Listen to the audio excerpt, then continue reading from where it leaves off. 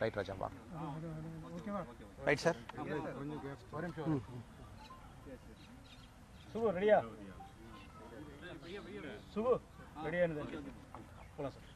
நம்முடைய பத்திரிகை நண்பர்களுக்கு எங்களுடைய வணக்கத்தை தெரிவித்துக் கொள்கின்றோம்.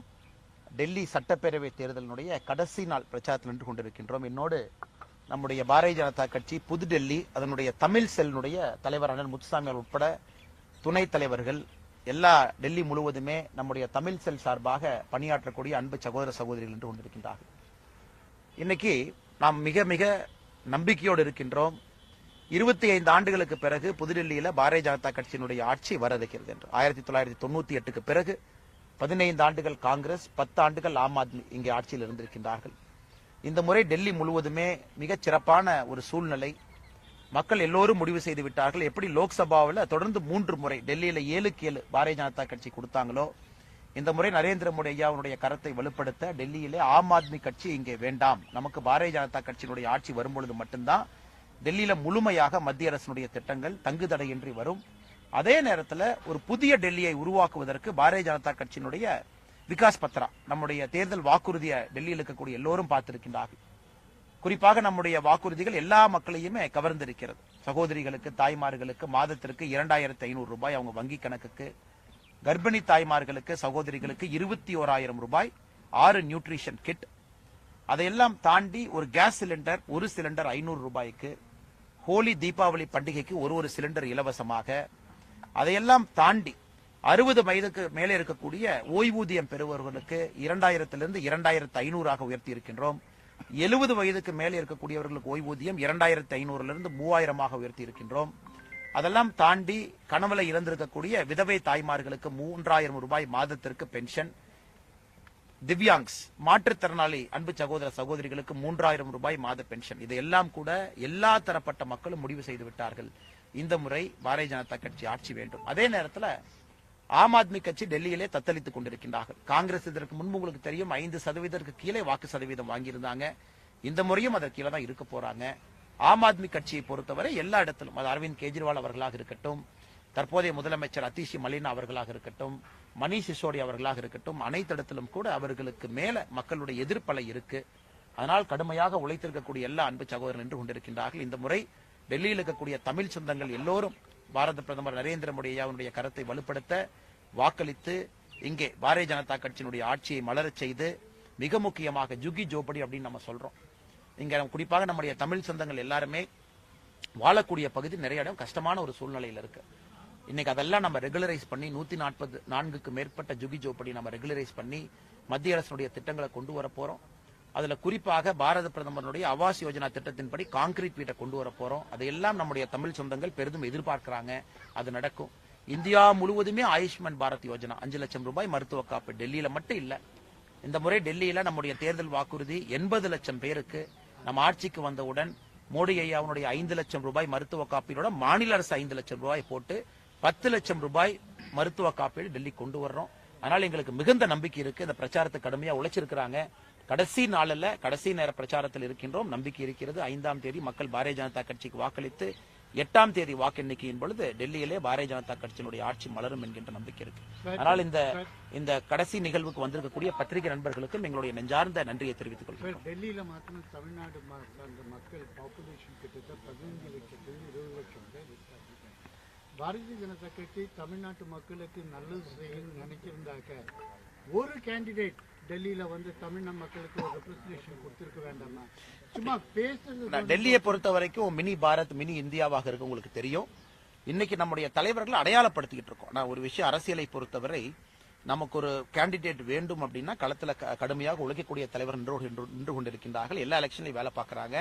இன்னைக்கு பிரஸ் முன்னாடி அந்த தலைவர்களோடு நான் நிற்பதே வந்து அடையாளப்படுத்தணும் அப்படிங்கறக்காக. ஏன்னா அரசியல் அது ரொம்ப முக்கியம். அதனால எங்களுக்கு நம்பிக்கை இருக்கு. நானும் போராடி கொண்டிருக்கின்றேன். கவுன்சிலர் தேர்தலில் இருந்து சட்டப்பேரவை தேர்தலில் இங்க ஒரு தமிழரை டெல்லியில நிப்பாட்டணும்னு. அடுத்த தேர்தலில் நிச்சயமாக அது நடக்கும் என்கின்ற நம்பிக்கை இருக்கு. அதற்கு என்னோடு நிற்கக்கூடிய தலைவர்களும் கடுமையாக கலப்பணி செய்வார்கள் என்கின்ற நம்பிக்கை இருக்கு. கடந்த சில தேர்தலாக மக்களவை தேர்தலிலும் பாஜகவுக்கும் டெல்லி தேர்தலை பொறுத்தவரை ஆம் ஆத்மி கட்சிக்கும் தொடர்ந்து மக்கள் வாக்களித்து வருகிறார்கள். இந்த ஒரு சூழலில் இந்த தேர்தலில் எப்படி மாற்றம் வரும் என்று நீங்கள் எதிர்பார்க்கிறீர்கள்? ஆனா ஒன்று ஆம் ஆத்மி கட்சியின் மீது இருக்கக்கூடிய எதிர்ப்புங்கண்ணா 10 ஆண்டு காலம் பார்த்திருக்கின்றார்கள். ஏன்னா எப்பவுமே 2014 ஆம் ஆத்மி கட்சி வந்த பொழுது கொஞ்சம் புதுசா தெரிஞ்சாங்க அவங்க. நாங்க மாற்றத்தை கொடுக்கறோம், டெல்லி எப்படி சுத்தப்படுத்துறோம். எனக்கு டெல்லியினுடைய ஏர் குவாலிட்டி இண்டெக்ஸ், அன்பு சகோதரர் நீங்க இருக்கிறீங்க, 1200 தாண்டி இருக்குங்கண்ணா. யோசிச்சு பாருங்க, உலகத்தில் இருக்கக்கூடிய ஏதாச்சும் ஒரு கேபிட்டல் சிட்டில சுவாசிக்கக்கூடிய காத்தினுடைய பார்ட்டிகுலேட் மேட்டர் 1200 பாக்குறீங்களா? இன்னைக்கு 350க்கு மேல இருக்கு, 343 இருக்கு. அதனால இந்த மக்கள் முடிவு செஞ்சுட்டாங்க, நமக்கு ஒரு புதுவிதமான ஒரு அரசியல் வேண்டும், இதை பாரதிய ஜனதா கட்சி செய்வாங்க. இரண்டாவது, ஆம் ஆத்மி கட்சி தொடர்ச்சியாக மத்திய அரசின் மீது வைக்கக்கூடிய குற்றச்சாட்டு, எங்களால இதை செய்ய முடியல, ஏன்னா எல்ஜி விடல, எங்களால செய்ய முடியல, மத்திய அரசு விடல. இன்னைக்கு மக்களும் வெறுத்து போயிட்டாங்க. உனக்கு 10 ஆண்டு காலம் கொடுத்தும் இன்னைக்கு எக்ஸ்கியூஸ் தான் நீங்க சொல்றீங்க, நீங்க உண்மையாலுமே எங்களுக்கு மாற்றத்தை கொடுக்கலையே. மூன்றாவது, ஆம் ஆத்மி கட்சியின் மீது இருக்கக்கூடிய கரப்ஷன் அலிகேஷன், முதலமைச்சர்ல இருந்து, இதற்கு முந்தைய முதலமைச்சர்ல இருந்து, துணை முதலமைச்சர் இருந்து எல்லோருமே சிறைக்கு போயிட்டு வந்திருக்கிறாங்க. ஆனால் டெல்லியில இந்த முறை மாற்றம் என்பது நிச்சயமாக களத்தில் தெரிகிறது. மத்தியிலும் மாநிலத்திலும் ஒரே ஆட்சி வேண்டும், தங்கு தடை இல்லாம வரணும்னு மக்கள் நினைக்கிறாங்க. அதனால்தான் எங்களுக்கு பெரிய நம்பிக்கை இருக்கு, இந்த முறை பாரதிய ஜனதா கட்சியினுடைய ஆட்சி வரும் என்கிற நம்பிக்கை இருக்குங்க. ஆனால் பாஜகவுக்கும் காங்கிரசுக்கும் முதல்வர் வேட்பாளர் முகம் இல்லை என்று அரவிந்த் கெஜ்ரிவால் தொடர்ந்து கூறி வருகிறாரு. ஆனா இன்னைக்கு அரவிந்த் கெஜ்ரிவால் அவர்கள் உதாரணத்துக்கு இது பாருங்க எந்த அளவுக்கு ஆச்சரியம்னா, இன்னைக்கு டெல்லியினுடைய முதலமைச்சராக ஒரு சகோதரி இருக்கிறாங்க, அதிஷி மலின் அவங்க இருக்கிறாங்க. ஆனா இன்னைக்கு எல்லா போஸ்டர்ல பாத்தீங்கன்னா அதிஷி அவங்க புகைப்படம் எங்கேயுமே இருக்காது. டெல்லி முழுசும் நீங்க பாருங்க, இதுதான் அவர்கள் ஒரு சகோதரி கொடுக்கக்கூடிய மரியாதை. அரவிந்த் கெஜ்ரிவால் அவர்கள் தன்னை முன்னிலைப்படுத்துவது எந்த விதத்திலும் தவறு கிடையாது, தான் ஒருவர் மட்டும்தான் தவறு கிடையாது, ஆம் ஆத்மி கட்சியை தாங்கிறாரு. இந்த முறை புதுடெல்லி தொகுதிக்குள்ள யாரு போனாலும் கூட நமக்கு தெரியும், கடுமையான மும்முனை போட்டி. பாரதிய ஜனதா கட்சி சார்பாக முன்னாள் முதலமைச்சருடைய மகன் இருக்கிறாங்க, காங்கிரஸ்ல முன்னாள் முதலமைச்சருடைய மகன் நிக்கிறாங்க, அரவிந்த் கெஜ்ரிவால் நிக்கிறாங்க புதுடெல்லி தொகுதியில. இன்னைக்கு அரவிந்த் கெஜ்ரிவால் அவர்களே ஒரு கடுமையான போட்டியில வெற்றி வாய்ப்பு அவருக்கே பிரகாசமா இல்ல. அதனால் எங்களை பொறுத்தவரை இன்னைக்கு மோடி அவர்கள் தான் பிரதானமா இருக்கிறாங்க. ஏன்னா இன்னைக்கு பாரதிய ஜனதா கட்சியினுடைய டெல்லி மாநில தலைவரே தேர்தலில் நிக்கல. நான் கட்சியை ஜெயிக்க வைக்கிறதா என்னுடைய நோரம்னு வீரேந்திர சச்தேவ் அவர்கள் உட்பட எல்லோருமே இன்னைக்கு கடுமையா உழைக்கிறாங்க. ஆனால் முதலமைச்சர் வேட்பாளர் இவர்கள் தான் என்று அடையாளப்படுத்துவது முக்கியம் கிடையாது. பாரதிய ஜனதா கட்சியை மொத்தமாக டெல்லியிலே நாங்கள் அடையாளப்படுத்தி இருக்கின்றோம். நிறைய இலவச அறிவிப்புகள் கொடுக்கறாங்க. இலவசங்களை எதிர்த்த கட்சி டெல்லி மாநிலத்தில் ஆட்சி பிடிக்கணும்ன்றதுக்காக இலவச அறிவிப்புகள் நிறைய கொடுக்கறாங்க குற்றச்சாட்டு இருக்கு. மகாராஷ்டிரா தேர்தலில் கொடுத்த லக்டி பெயின் மாதிரியான திட்டங்களை செயல்படுத்த முடியாத நிலையில் இருக்கக்கூடிய சூழல்ல இந்த வாக்குறுதிகள் செல்லாது அப்படின்றதுதான் ஆம் ஆத்மி பெரும் குற்றச்சாட்டம். ஆம் ஆத்மி கட்சியை பொறுத்தவரைங்கன்னா ஒரு விஷயத்தை புரிந்து கொள்ள வேண்டும். இன்னைக்கு பெண்களுக்கு மாதம் நாம் கொடுக்கக்கூடிய ஊதியம், ஓய்வூதியம், அவங்களுடைய அக்கவுண்ட் டிரான்ஸ்பருக்கு அவர்களுடைய கருத்தை வலுப்படுத்துவதற்கான நம்ம கொடுக்கக்கூடியது எங்கேயுமே நம்ம இலவசம் சொல்லிங்கன்னா, நீங்க மூன்றுமே ஊதியமாக, ஓய்வூதியமாக அவர்களுக்கு அரசு தன்னுடைய கடமையாக செய்யக்கூடிய பாத்தீங்கன்னா அஸ்ஸாம்ல இருக்கு, மத்திய பிரதேசல இருக்கு, மகாராஷ்டிரால இருக்கு, ஹரியானா. பாரதிய ஜனதா கட்சி ஆளக்கூடிய மாநிலத்தில் எல்லா மாநிலத்திலும் இருக்கு. முக்கியமா அந்த 4 அடையாளப்படுத்துறேன்னா, ஒரு மாநிலத்தில் முதல்ல ஆரம்பிச்சாங்க, மத்திய பிரதேசம் பெரிய அளவில் கொண்டு போனாங்க, மகாராஷ்டிரால 2100 ரூபாய் தேர்தல் முடிந்து எல்லா மாதமும் கொடுக்குறாங்க. இங்கேயும் யாரும் நிறுத்தி வைக்கலீங்கன்னா. அதனால மக்களுக்கு தெரியும் பாரதிய ஜனதா கட்சியை பொறுத்தவரை சொன்னதை செய்யத்தான் போறாங்க. அரவிந்த் கெஜ்ரிவால் அவர்கள் 2100 ரூபாய் நான் கொடுப்பேன் என்று சொல்லி இருக்கின்றார்கள். பாரதிய ஜனதா கட்சி 2500. அது மக்கள் ஏன் நம்புறாங்கன்னா, வேறு மாநிலத்தில் பாரதிய ஜனதா கட்சி நாங்கள் செயல்படுத்தி இருக்கின்றோம். ஏன்னா இன்னைக்கு SC ST ஒரு மாணவனுக்கு, ஒரு சகோதரனுக்கு மாதம் 1000 ரூபாய் நம்ம அம்பேத்கர் ஸ்காலர்ஷிப் கொடுக்கிறோம். இதை எப்படி இலவசம் சொல்ல முடியுங்கன்னா, அம்பேத்கர் ஸ்காலர்ஷிப்பாக டெல்லியில மாதம் SC சமுதாயத்தை சார்ந்த ஒரு அன்பு சகோதர சகோதரிக்கு 1000 ரூபாய் கொடுக்கிறோம். இது இலவசமா பாக்கலீங்கன்னா, அதே நேரத்தில் கர்ப்பிணி பெண் 21,000 ரூபாய் பணம் கொடுக்கிறோம் அப்படின்னா இதுவும் இலவசமாக நான் பார்க்கல.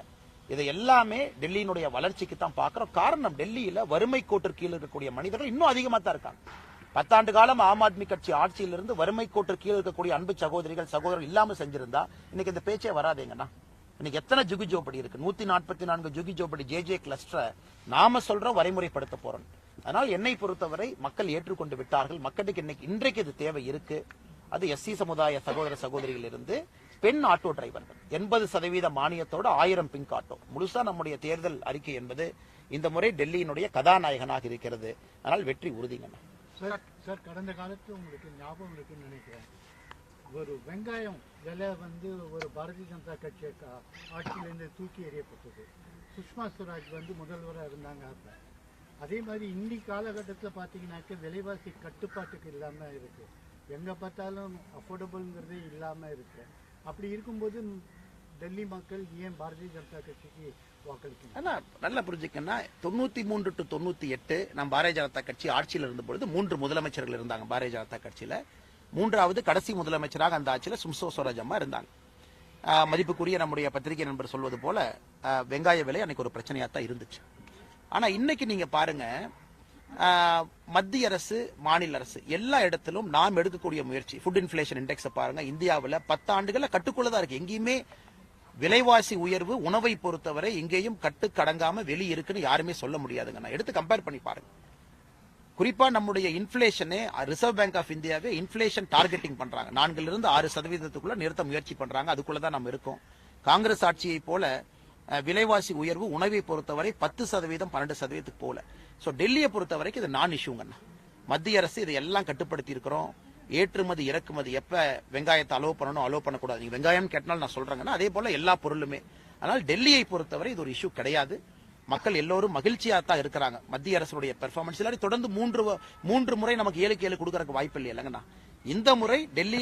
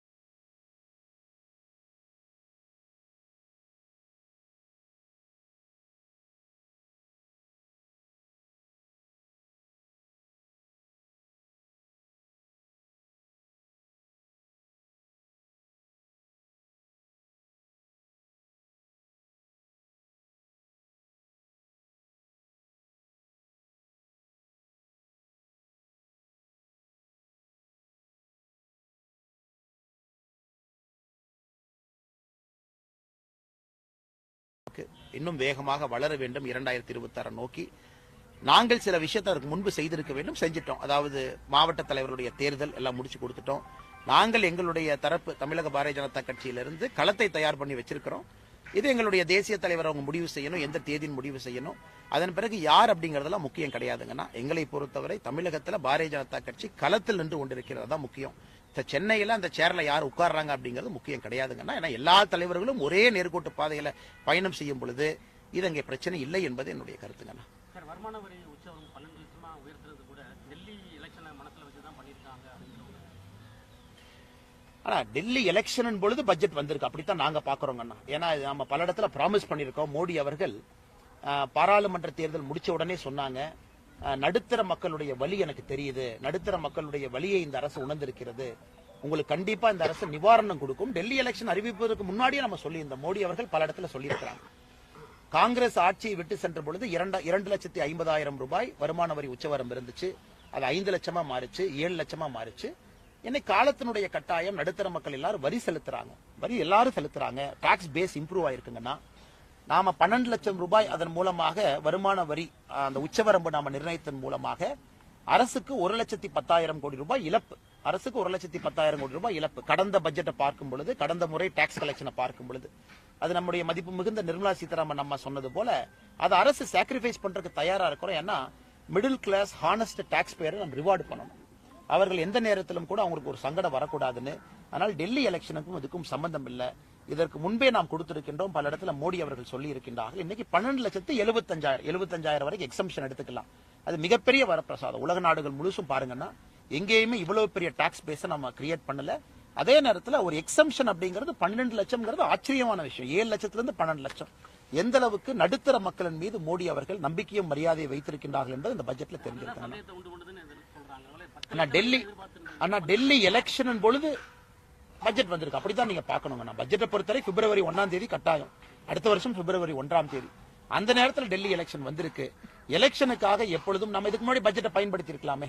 அருண் ஜேட்லி அவர்கள் இருந்த பொழுதும், நிர்மலா சீதாராமன் அவர்கள் இருந்த பொழுதும், ஏன் லோக்சபா எலெக்ஷனுக்கே நம்ம பட்ஜெட்டை பயன்படுத்தலையாங்கன்னா, நாட்டுக்கு எது நல்லதோ அதான் செஞ்சிருக்கோம். இன்னைக்கும் நடுத்தர மக்களுக்கு எது நல்லதோ அதை செய்திருக்கின்றோம். அது மக்கள் அது டெல்லி எலெக்ஷனுக்கு நினைச்சா அவங்களுடைய தனிப்பட்ட கருத்துங்கன்னா, விருப்பங்கண்ணா. போன 25 வருஷமா டெல்லியில பாஜக அரசு இல்ல. எந்த நம்பிக்கையில பாஜகவிற்கு டெல்லி வாசிகள் ஓட்டு போடுவாங்கன்னு நம்புறீங்க? 4 விஷயம். ஒண்ணு வந்து பிரதமர் நரேந்திர மோடி தான் நீங்க இங்க முன்னிறுத்துறீங்க. மாநில தேர்தலா இருந்தாலும் சரி, பட்ஜெட்ல வந்து இந்த 12 லட்சம் ரூபாய் உள்ளிட்ட பல்வேறு சலுகைகள் வந்து அறிவிக்கப்பட்டிருக்கிறது.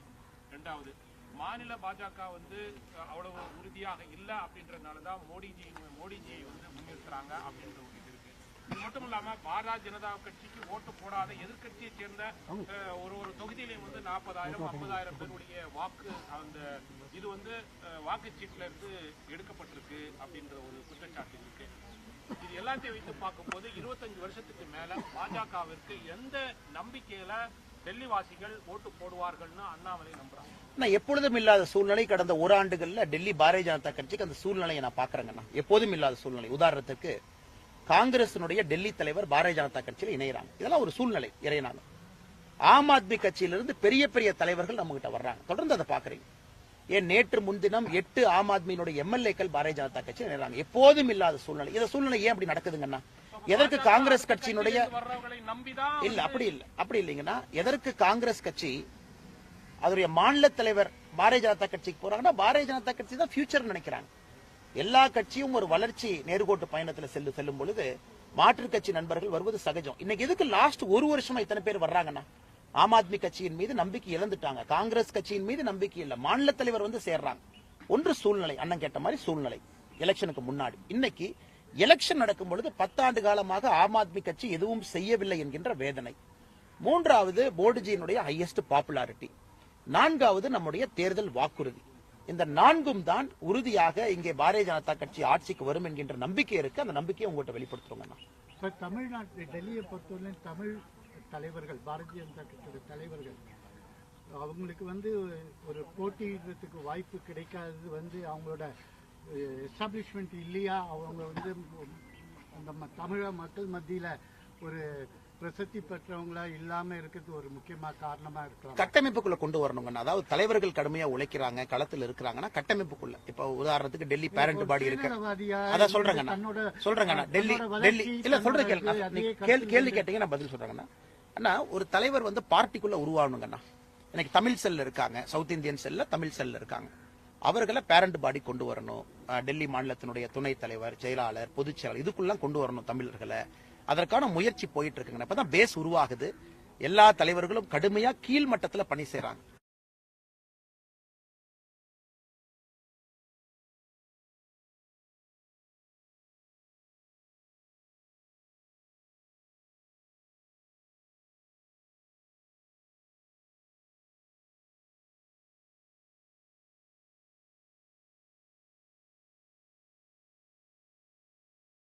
பொறுத்தவரை வின்னிங் ஹார்ஸ் யாரு வருவாங்க அப்படிங்கறது. ஏன்னா அது கேடர் பேஸ்ட் பார்ட்டிங்கன்னா நமக்கு சில எக்ஸ்எம்எல்ஏஸ் வர்றாங்க.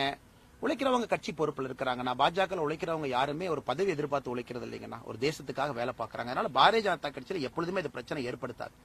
நேற்று முன்தினம் ஆம் ஆத்மியில இருந்தாங்க, திடீர்னு வந்தாங்க, சீட்டு கொடுத்தீங்க. அது பாரதிய ஜனதா கட்சிக்குள்ள எப்பவுமே பிரச்சனை ஏற்படுத்தாது. காரணம் யாருமே பதவியை நோக்கி இங்க வேலை செய்யல, ஒரு நாட்டுக்காக வேலை பார்க்கறாங்க. சித்தாந்தத்தின் அடிப்படையில் நான் சொல்றேங்கன்னா எங்கேயும் பாரதிய ஜனதா கட்சியில் எப்பொழுதும் அந்த பிரச்சனை வராது. ஒரு சீட்டை மாத்தி கொடுக்கிறோம், இன்னொருத்தரை முன்னிலைப்படுத்துறோம். தொண்டர்கள் எப்பொழுதும் பெருந்தன்மையோடு அதை ஏற்றுக்கொள்வார்கள். சார், கடந்த பேரவை தேர்தலில் பாஜக 7 இடங்களில் வெற்றி பெற்றுச்சு.